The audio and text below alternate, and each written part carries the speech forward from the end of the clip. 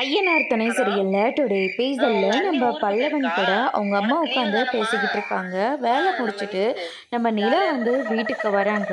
வாமா இப்பதான் வரையா அப்படின்னு சொல்லிட்டு கூப்பிடுவோம். ஆமா ஆண்டி இப்பதான் வரேன். என்ன அம்மாவும் பிள்ளையும் உட்காந்து ஜாலியாக பேசிட்டு இருக்கீங்க போல இருக்கு அப்படின்ற மாதிரி சொல்லிடுறாங்க. ஆமா நீ அப்படின்னு சொல்லிட்டு பல்லவனும் ஒரு பக்கம் சொல்லிக்கிட்டு இருக்காரு. அதுக்கு அடுத்ததான் வந்து பார்த்தீங்கன்னா வாமா வேலைக்கு போயிட்டு ரொம்ப டயர்டாக வந்திருப்பேன். இந்தம்மா சேரையில் உட்காரு அப்படின்னு சொல்லிட்டு சேர் போட்டு உட்கார வைக்கிறாங்க. இருமா நான் போய் தண்ணி எடுத்துட்டு வரேன்னு சொல்லிட்டு தண்ணி எடுத்துட்டு வந்து கொடுக்குறாங்க. அதுக்கு அடுத்ததாக காஃபி பஜ்ஜின்னு சொல்லிட்டு எல்லாத்தையுமே எடுத்துட்டு வந்து கொடுக்குறாங்க. எதுக்குமா நீங்கள் இதெல்லாம் பண்ணிக்கிட்டு இருக்கீங்க? பரவாயில்லம்மா நான் வீட்டை பெருக்கி சுத்தம் பண்ணி உங்கள் எல்லாருக்கும் இது எல்லாத்தையும் பண்ணி வச்சுருக்கேன். சாப்பிடுங்க. வெளியில் போயிட்டு வரவங்க களைப்பாக இருப்பீங்க. இதை சாப்பிட்டா கொஞ்சம் எனர்ஜியாக இருக்கும்ல அப்படிங்கிற மாதிரி சொல்லிடுறாங்க. ரொம்ப தேங்க்ஸ்மா அப்படின்னு சொல்லிட்டு நிலா வந்து சொல்லிடுறாங்க.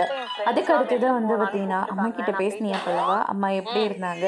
வீட்டில் தனியாக இருந்து ரொம்ப கஷ்டப்பட்டாங்களா அப்படின்னு சொல்லிட்டு நிலா வந்து கேட்கவும், இல்லைம்மா அம்மா கிட்ட பேசினேன். அம்மா வீட்டை விட்டு வெளியே போனதுக்கு அந்த ஆளு தான் காரணம் அப்படின்னு சொல்லிட்டு நம்ம பல்லவன் வந்து சொல்லிடுறாங்க. அதை கேட்டோன்னே நிலா வந்து பயங்கரமா ஷாக் ஆகுறாங்க. என்ன பல்லவா சொல்ற? அங்கிள் தான் காரணமா? ஆமா நீ ஆனா எதுவுமே நடக்காத மாதிரி அந்த ஆள் நம்ம எல்லாரையும் நடிச்சு ஏமாத்திட்டு இருக்காரு அப்படின்னு சொல்லிட்டு நம்ம பல்லவன் வந்து சொல்லிடுறாங்க. அதுக்கு அடுத்ததான் வந்து பார்த்தீங்கன்னா நம்ம நிலா இருந்துட்டு உண்மையவா சொல்கிற? ஆமா நீ உண்மையை தான் சொல்லிக்கிட்டு இருக்கேன் அப்படின்ற மாதிரியே சொல்கிறாங்க.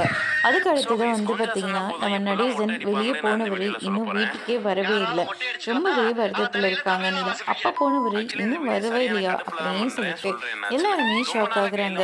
அதுக்கு அடுத்ததா பல்லவனோட அம்மா சமையல் எல்லாம் ரெடி பண்ணிட்டு இருக்காங்க. பல்லவன் இருந்துட்டு அம்மா நான் ரெடி பண்ணட்டுமா அப்படின்னு சொல்லிட்டு கேட்கவும், இல்லடா நான் பார்த்துக்கிறேன் நீ இப்படி உட்காரு அப்படின்னு சொல்லிட்டு பல்லவனை வந்து ரெஸ்ட் எடுக்க சொல்கிறாங்க. அதுக்கு அடுத்ததாக வந்து பார்த்தீங்கன்னா சாப்பாடு ஆயிடுச்சு நம்ம சாப்பிட்லாமா அப்படின்னு சொல்லிட்டு சாப்பாடெல்லாம் எடுத்து வச்சுக்கிட்டு இருக்காங்க. பல்லவன் இருந்துட்டு இருங்கம்மா நானும் உங்களுக்கு ஹெல்ப் பண்ணுறேன் அப்படின்னு சொல்லிட்டு பல்லவனும் கூட சேர்ந்து ஹெல்ப் பண்ணிட்டு இருக்காரு. அதுக்கு அடுத்ததாக வந்து பார்த்தீங்கன்னா எல்லாருமே வயிறாரு நல்லபடியாக சாப்பிடுங்க. வெளியே வேலைக்கு போகிறவங்க நல்லா சாப்பிடணும் அப்படின்ற மாதிரி சொல்லிடுறாங்க. எதுக்கு நீங்கள் தனியாக இருந்து இவ்வளோலாம் கஷ்டப்படுறீங்க? உங்களுக்கு தானே பண்ணிட்டு இருக்கேன், வேற யாருக்கு பண்ண போகிறேன்? எனக்கு இத்தனை வருஷம் கழிச்சு இந்த வீட்டுக்காக உங்களுக்காக பண்ணுறது எனக்கு ரொம்ப சந்தோஷமாக இருக்குது அப்படின்ற மாதிரி அவங்க வந்து சொல்லிக்கிட்டு இருக்காங்க. இந்தம்மா இந்தாடா கல்யாணம் ஆன பையன் நல்லா சாப்பிட்ணும் அப்படின்னு சொல்லிட்டு சோழனுக்கு சாப்பாடை போட்டு போட்டு கொடுத்துக்கிட்டு இருக்காங்க. அதுக்கு அடுத்ததான் வேண்டாம்மா தொப்பை வந்துடும் அதனால எனக்கெல்லாம் வேண்டாம் அப்படின்னு சொல்லிட்டு நம்ம சோழன் வந்து சொல்லிடுறாரு.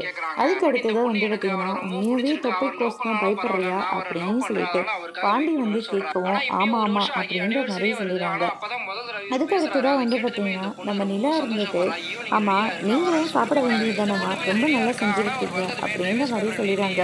சரி சரிம்மா நீ சாப்பிடு, நான் அப்புறமா சாப்பிட்டுக்கிறேன். ஆமாம் அங்கிள் இன்னும் காணுமே, வந்ததுலேருந்து நான் பார்த்துக்கிட்டே இருக்கேன் அங்கிளும் இன்னும் காணும். வெளியே போனவர் இன்னும் வீட்டுக்கு வரல போல இருக்கே, எங்கே போயிட போகிறாரு? கண்டிப்பாக வீட்டுக்கு வருவார், எங்கிட்ட சண்டை போட்டுக்கிட்டு தான் வீட்டை விட்டு வெளியே போனார் அப்படின்ற மாதிரி சொல்லிடுறாங்க.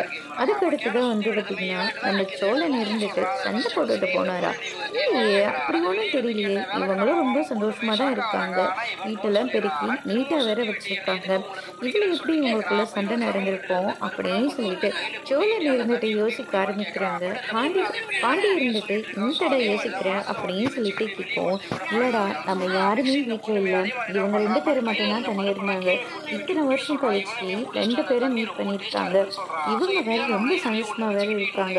ஒருவேளை ரெண்டு பேருக்குள்ள ஏதாவது நடந்திருக்காமா, அஞ்சாவதா ஒருத்தவங்க வந்துட போறானா அப்படின்னு சொல்லிட்டு நம்ம சோழன் வந்து சொல்லிக்கிட்டு இருக்காங்க. அறிவு கட்டத்தனமா எதுவும் பேசாத அப்படின்னு சொல்லிட்டு பாண்டி இருந்துட்டு வாய அடிக்கிறாங்க. அதுக்கு அடுத்ததா பல்லவனோட அம்மா இருந்துட்டு என்னப்பா ரெண்டு பேரும் குசு குசுன்னு பேசிக்கிறீங்க, கொஞ்சம் சத்தமா சொன்னா நாங்களும் சிரிப்போம்ல அப்படின்ற மாதிரி சொல்லிடுறாங்க.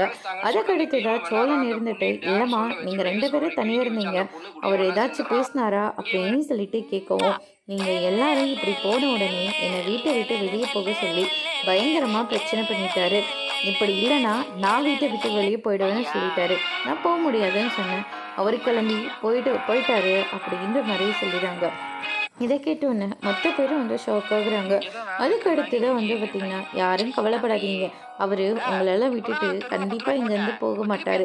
யாரும் வருத்தப்படாதீங்க. அவரு கண்டிப்பா வீட்டுக்கு வந்துருவாரு அப்படின்ற மாரி சொல்லிடுறாங்க. அதுக்கு அடுத்து தான் வந்து பார்த்தீங்கன்னா, எல்லாரும் சாப்பிட்டு முடிச்சுட்டு சந்தோஷமா தூங்கிட்டு இருக்காங்க. அதுக்கு அடுத்ததா நிலா இருந்துட்டு உள்ள ஒர்க் பண்ணிட்டு இருக்காங்க.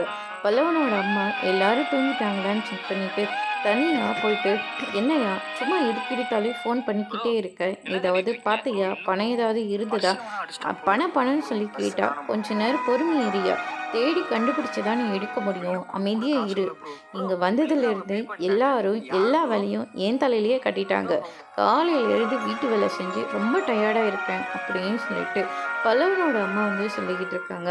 அதுக்கு அடுத்தது வந்து பார்த்திங்கன்னா, இது எல்லாத்தையும் நிலா வந்து கேட்டுறாங்க. பணமா? இவங்களுக்கு ஏதாவது பண பிரச்சனையா இருக்குமோ? அப்படின்னு சொல்லிட்டு அவங்கக்கிட்ட வந்து கேட்குறாங்க. "நீங்க யார்கிட்டயாவது ஃபோனில் பேசுனீங்களா?" "நான் யார்கிட்டம்மா பேச போறேன்? என்கூட பேச யார் இருக்காங்க? என்கூட ஃபோனில் பேச யாரும் இல்லைம்மா." அப்படின்ற மாதிரி சொல்லிடுறாங்க. ஆமாம், நானே கேட்கணும்னு நினச்சிட்டு இருந்தேன். ஆமாம், நீங்கள் 2 பேரும் கல்யாணம் தானே பண்ணிக்கிட்டீங்க. இன்னும் எதுக்காக சோழன் வந்து இவங்க எல்லார் கூடயும் சேர்ந்து படுத்துக்கிட்டு இருக்காரு? உன்னோட தானே தூங்கணும் அப்படின்ற மாதிரி சொல்லிடுறாங்க. "இல்லை, ஆஃபீஸ் ஒர்க்கு, அதனால தான் அவர் இங்கே தூங்கிட்டு இருக்காரு." அப்படின்ற மாதிரி சொல்லிடுறாங்க. அது என்ன வேணாலும் இருக்கட்டும். 2 பேரும் லவ் மேரேஜ் வேறு பண்ணிக்கிட்டீங்க. இப்படி தனித்தனியாக தூங்கினா நல்லவா இருக்கு அப்படின்ற மாதிரி சொல்லிடுறாங்க. நம்ம இவங்களை கேள்வி கேட்டால் இவங்க என்னன்னா நம்மளை கேள்வி கேட்டு துரத்தி விட்டுட்டாங்க அப்படின்னு சொல்லிட்டு நிலா வந்து பயங்கரமாக ஷாக்கில் இருக்காங்க. அதுக்கு அடுத்தது வந்து பார்த்திங்கன்னா, அடுத்த நாள் காலையில் மறுபடியும் அவருக்கு ஃபோன் வந்து ட்ரை பண்ணிகிட்ருக்காங்க. நிலா வராங்க. "என்னம்மா ஃபோன் பார்த்துட்ருக்கீங்களா?" அப்படின்னு சொல்லிட்டு கேட்கும். "இல்லைம்மா, என் கூட பேச யார் இருக்காங்க? வேலை செய்கிற இடத்துல ஃபோன் மேலே ஃபோன் பண்ணிக்கிட்டே இருக்காங்க. அதுக்கு தான் இனிமே வரதில்ல." அப்படின்ற மாதிரி சொல்லிட்டு இருந்தேன். ஃபோன் டயல் தானே பண்ணிட்டு இருந்தாங்க. ஆனால் நான் பேசிகிட்டு இருந்ததா சொல்லிட்டு இருக்காங்க. இவங்க ஏதோ ஒரு விஷயத்த மறைக்கிறாங்க அப்படின்னு சொல்லிட்டு நிலா வந்து யோசிக்க ஆரம்பிக்கிறாங்க. அதுக்கு அடுத்ததாக வந்து பார்த்திங்கன்னா, "அம்மா, அன்னைக்கு உங்கள் வீட்டில் ஒருத்தர் இருந்தாருல்ல, அவர் யார்?" அப்படின்னு சொல்லிட்டு கேட்கவும், "எங்கம்மா வீட்டில் நீ வரும்போது தான் யாருமே இல்லையே." "இல்லையே, அதுக்கு முன்னே சோழன் வந்து அவங்கள பார்த்ததா சொன்னார். அதனால தான் நான் கேட்குறேன். அவர் யார்?" அப்படின்னு சொல்லிட்டு கேட்கவும், "அது ஏதாவது தெரிஞ்சவங்களா இருக்கும், இல்லை பக்கத்து வீட்டுக்காரங்களா இருக்கும். எனக்கு போய் இந்த ஊரில் யாரம்மா தெரியும்? வேலைக்கு போவேன், வயிற்ற கழுவுறதுக்கே அது சரியாக போயிடும்." அப்படின்ற மாதிரி சொல்லிடுறாங்க. "அம்மா, நீங்கள் எந்த ஊர் சொன்னீங்க?" "தான் சொன்னேனேம்மா, குஜராத்துக்கு பக்கத்தில் தான் ஒரு சின்ன கிராமம்." அப்படின்ற மாதிரி சொல்லிடுறாங்க. அதுக்கு அடுத்தது வந்து பார்த்திங்கன்னா, "ஓ அப்படியா, சரி சரி." அப்படின்னு சொல்லிட்டு நிலா வந்து சொல்லிடுறாங்க. சோழன் இருந்துட்டு, "என்ன மாமியாரும் மருமகளும் அப்படி பேசிகிட்டு இருந்தீங்க? என்ன மாமியாரா? அவங்க எப்படி எனக்கு மாமியார் ஆகுவாங்க? பல்லவனோட அம்மா எனக்கும் அம்மா மாதிரி. அப்படின்னா உங்களுக்கு மாமியார் தானே? அதுதாங்க உங்களுடைய இது. அவங்க எப்படிங்க எனக்கு மாமியார் ஆக முடியும்? பல்லவனை உங்கள் தம்பின்னு நான் ஏற்றுக்கிறேன். ஆனால் நான் முதல்ல உங்களை ஹஸ்பண்டாகவே ஏற்றுக்கல. உங்களுக்கு அம்மானா எனக்கு எப்படி மாமியார் ஆக முடியும்?" அப்படின்னு சொல்லிட்டு நம்ம சோழனை குழப்பிக்கிட்டு நிலா அங்கேருந்து கிளம்பிடுறாங்க. அதோடு இன்னைக்கான எபிசோட் முடிச்சிருக்காங்க. இனி ஐயனார் துணையில் அடுத்தடுத்து என்னெல்லாம் நடக்க போகுதுன்றதை வெயிட் பண்ணி பார்க்கலாம். தேங்க்யூ.